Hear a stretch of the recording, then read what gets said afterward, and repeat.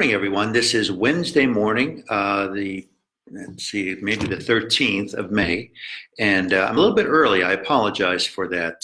We have Joanne Eimer's funeral at 10 o'clock, and I'm at the church wrapping some things up, and I wanted to get this going, so it's available to you throughout the day, of course, but I did want to say good morning and welcome.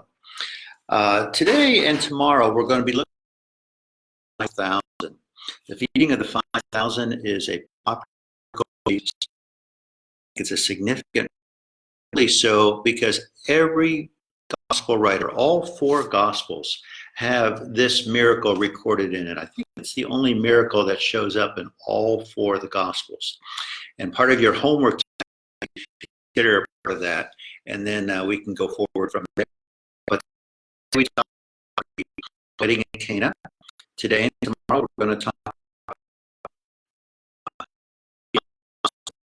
Friday we'll do a recap, and then next week we're going to do probably miracles on the water, the water miracles. But that's jumping the gun, and we're getting ahead of ourselves. Let's wrap up today. And the feeding of the 5,000 was one of the first sermons I gave at seminary in their chapel services, and I kind of like this. But first, before we really look at Mark chapter 6 and read the text, thought help frame or get our thinking together.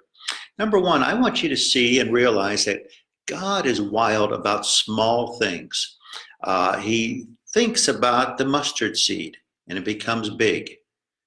He talks about David, who is small, and then I don't know how to get this lined up so that, there we go. I guess it's not going to work here in this setting as well. I need to adjust my hands. There we go. David is small, and he fights a giant. Mustard seeds are small, and they grow to become big trees. Elijah prayed for rain, and he had a small cloud. It became a huge thunderstorm. James talks about in his book a small spark igniting a fire like the First Testament church that spread through all the world and has changed all of history since. God is wild about starting with small things or times of scarcity, but he always leads his people to abundance. Things that start scarce always end up with abundance, it seems, in God's economy. That's not a wealth gospel. It's more of a sense that God blesses and God performs and God prepares and God leads and God helps. But there always seems to be abundance in God's economy if we live according to his word and if we're obedient to those things.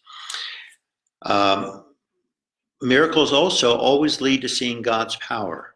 So one of the objects of miracles is to see God's power at hand. And so I encouraged you yesterday to look throughout the day at the things that God might be doing and put it in terms of what God is doing and what good might come out of this. Now, as we look at Mark chapter 6, and we look at depravity or scarcity, the disciples are starving for rest. They've been out doing ministry, and they're now exhausted. Jesus wanted to take them off to rest so they could recoup and debrief about their missions trip. And as they went up, well, first they got across the Sea of Galilee in a boat to get away from the crowds. But they heard he was coming. The cities are close together. Word spreads quickly, and there was crowds there to meet them. As they came up over the hill, Jesus was overwhelmed with 5,000 men and their families, waiting to hear, because they too were experiencing scarcity. They had scarcity of teaching, they had scarcity of truth, they had scarcity of leadership, and they were glad to respond to the leadership and the teaching and the compassion of Jesus. They were hungry, just like the disciples were hungry. Everyone was starving for food and nourishment.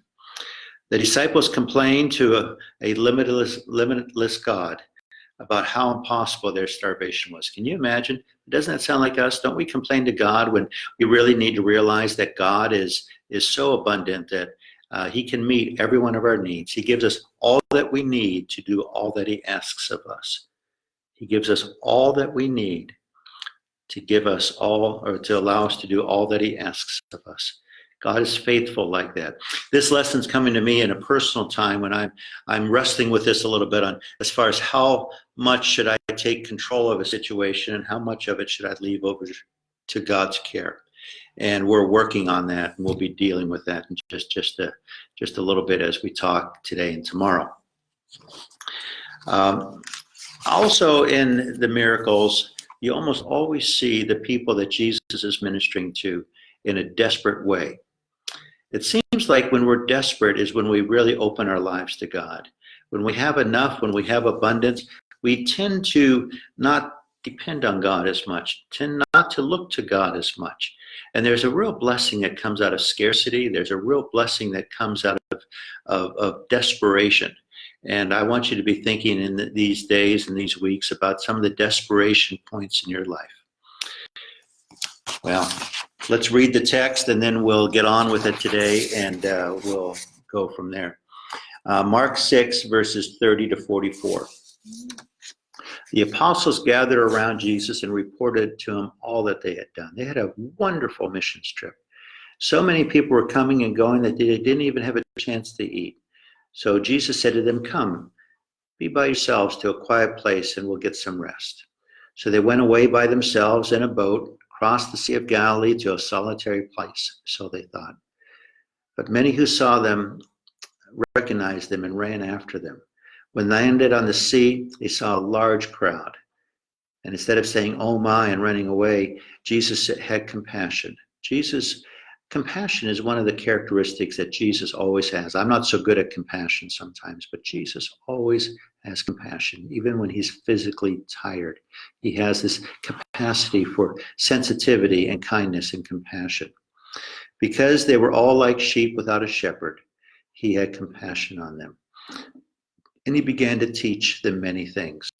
I'm sure the disciples weren't wild about this extra time, but they also knew Jesus. They knew that the day was running on. They knew that by evening time it would certainly disband, and then they'd finally get their much needed rest. But this time was late in the day, and his disciples came and said, "Jesus, this is a remote place." By the way, if you were to visit Israel today, one of the most beautiful places in all of the Sea of Galilee is the place that they commemorate as the place where the feeding of the 5,000 happened.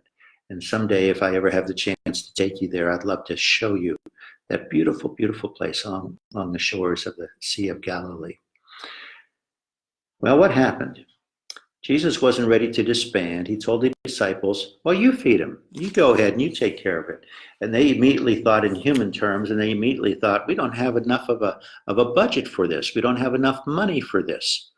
Well, maybe God was looking to them to do something besides a budget or a monetary way of meeting that need. So Jesus says, "Well, why don't you see what you have to start with, and then let's build from that." Isn't that good advice in life?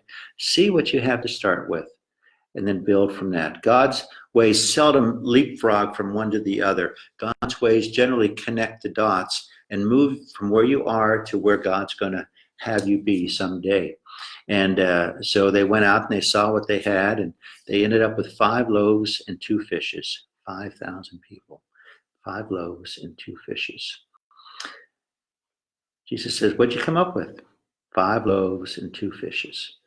They were discouraged. They were brokenhearted. They had no faith. They had no expectation. And Jesus says, "Let me see what you have." And Jesus took the 5 loaves. He broke the loaves and the fishes. He gave thanks over them. He blessed them. He consecrated them. Then he broke what was left and he passed them out. He gave thanks and gave the people the food they needed. And they had 12 baskets of food left over, going from scarcity to not having enough to having more than enough. They all ate and were satisfied, and the disciples picked up 12 basketfuls of broken pieces of fish and bread. The number of men who had eaten that day were 5,000. Friends, we'll talk some more tomorrow about this, but I want you to believe, and I want you to know that God gives us all that we need to do all that he asks of us.